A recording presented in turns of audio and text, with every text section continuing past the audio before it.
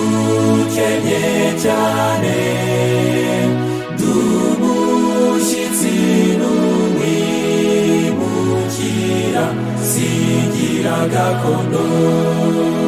Ndifuza urukundo rwawe rumpumuriza, runyobora ngakomera cyane sinezuke.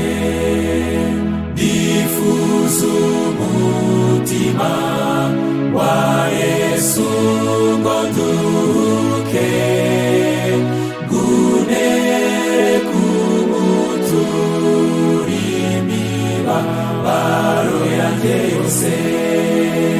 Ndifuza umwuka wera wambwira icyo ndicyo, arusheho kunyereka umwana w'intama.